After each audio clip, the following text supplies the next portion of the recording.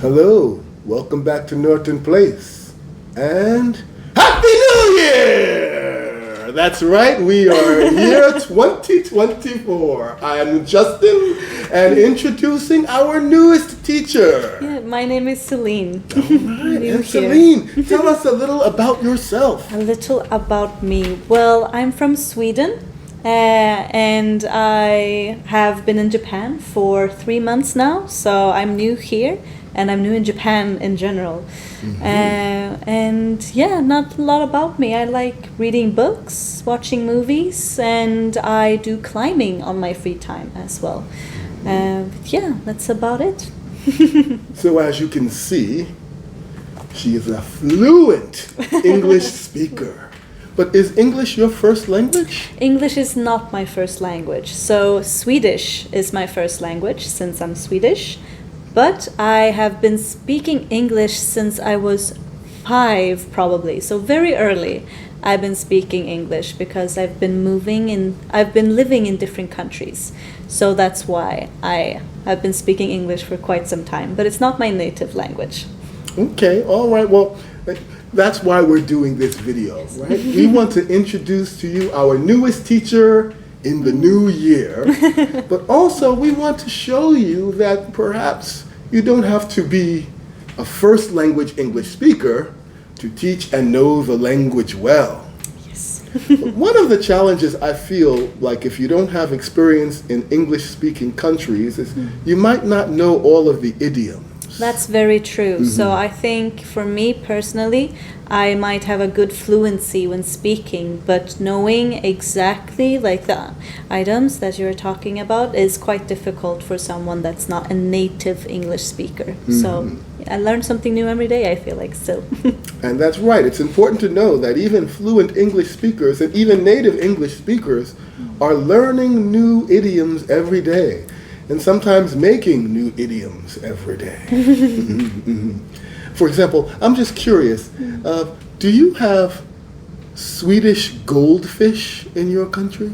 Goldfish? Swedish goldfish. I wouldn't say we have a Swedish goldfish, but I know people who have a goldfish as a pet, but otherwise we don't have them specifically. I've been waiting to ask you about that. Oh. You know, actually, when I was a child, one of the best candies were called Swedish goldfish. Oh, you're talking about, oh really, Swedish fish maybe? Oh, is it just fish, Swedish fish? Yeah, I thought you were talking about the real ones. No, we have Swedish fish as well, but they're not as popular at all. Really? No, not at all. I love them. They're just like little red, I guess they're more like jellyfish, like little red chewy candies, and they're so sweet, and I guess the flavor is cherry? Is that the flavor? Or something like that. We do have them. It's addictive. Oh my goodness. Whenever we could find them, we would buy everything we could find.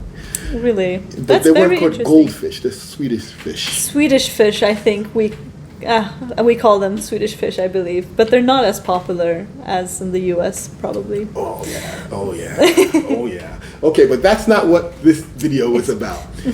We are in the new year, which means that we have finished the old year. So we're just going to see if Celine knows some idioms relating first to finishing or ending things. And then we'll look if you know some idioms that we commonly use for starting things, since we are starting a new year. That sounds very interesting. Okay. So now this first one might be obvious to you, but we want to discuss the nuance. The first idiom, I'd like to know if you know this, is done and dusted. Done and dusted. I think I've heard it before, but I have not used it. Done and dusted.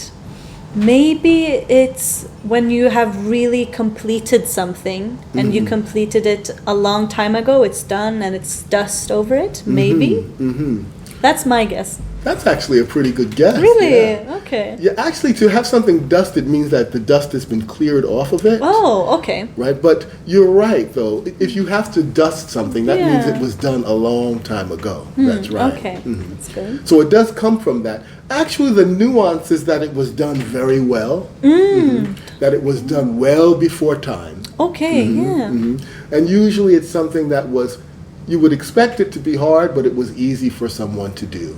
They would say, done and dusted. Ah, I see. It was simple. You're so good that it was just done and dusted quickly. That's right. Okay, I see. Can you think of an example of maybe a time you would use the phrase done and dusted? Done and dusted.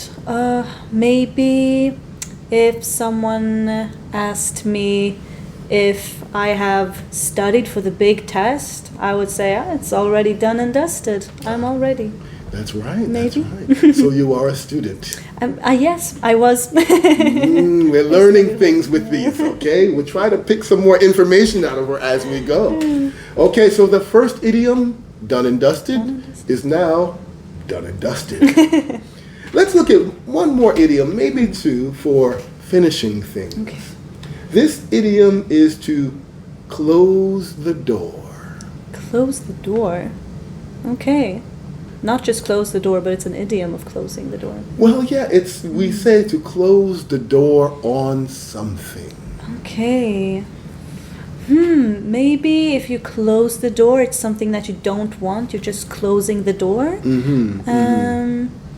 You finish something, and it's a chapter that's already done. So you just close the door to something. Maybe. You mentioned chapter. Actually, we have another idiom that means the same thing. It's turn the page. Oh, really? Okay, yeah. Yeah, when we say that we're closing the door on something, it means we're putting it in the past. We're not thinking about it anymore. We're moving forward. Yeah. So we can close the door on something bad that happened to us.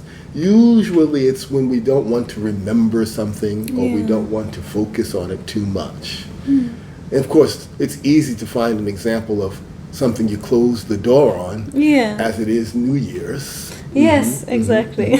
What have you closed the door on in the new Close the year? door on. Maybe in the past, when I was little, I ate a lot of candy, but now I've closed the door on that. I don't eat that much candy anymore. Maybe when I was little. I have to maybe start using that again for that. She closed the door on candy. Yes. I was expecting an ex-boyfriend or something. Oh, no, What do I know? I'm an old head. What can I know? What can I know? Yes, and of course, we hope you don't close the door on us just yet, because we want to leave you off on a positive note. Oh, do you know what that means? A positive note. Yeah, to end on a positive note. Yeah, that you end with a happy feeling, a nice feeling. So we want to end this video with a positive note, not a sour note. Not a sour note. Right? And so therefore, let's look at some positive idioms for beginnings. This idiom for beginning is turn over a new leaf. Turn over a new leaf. Oh, I've heard this one. You have? It's if you're having turn over a new leaf. It's when you want something new and fresh. You want to start over, to do something in a better way, maybe, or something similar. That's exactly right. That's exactly right. She's been around. Yeah, definitely.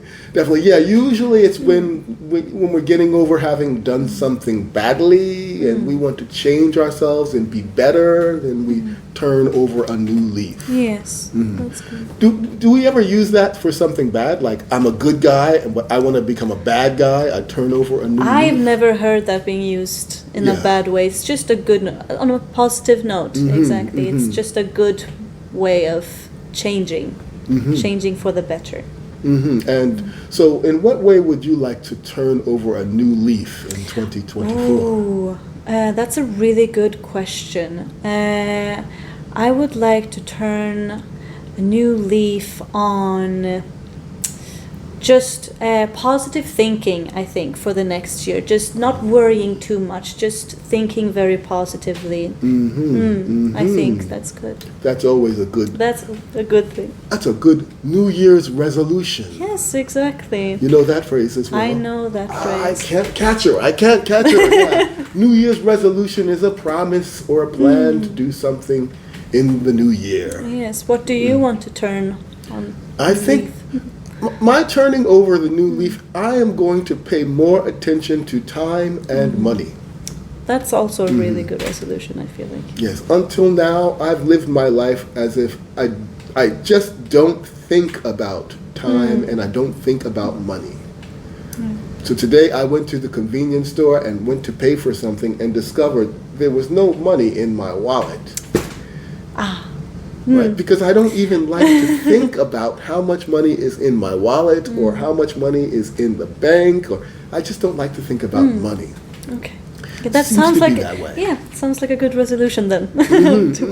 And you'll notice people who are not good with money are usually not good with time, and vice versa. People who are not good with time usually not good with money. Are you good with money? I try to be. Okay, so I try to no need to turn over a new leaf on that. Not right? just yet. Not just yet. Good for you. Good for you. Okay, so then worry less. Worry less. Exactly. Worry more about time and money, right? Okay, so here is one I think you might not know, but maybe you can guess it. What does it mean to ring in the new year? Ring in the new year. I think I've heard it. I believe it is when you are stepping into the new year. You're ringing it in. You're celebrating New Year's. That's my thought of it, but I don't know if it's correct. I couldn't get her. That's right. It is right. To ring in the new year. Yeah. I guess you people who watch our Instagram videos may know this already, but obviously it's traditional in many places that when the new year comes, we hit a bell to ring in the new year, right? You can see that in Japan. Yes. That's very true. You will discover it soon if you haven't already. But now it means anything you do to celebrate the new year at midnight. Yes. Right? In that first minute of the year, whatever you are doing to celebrate, that is to ring in the new year. And we hope that you will also ring in the new year with a great celebration, but please don't forget to like, follow, subscribe, and share if you care.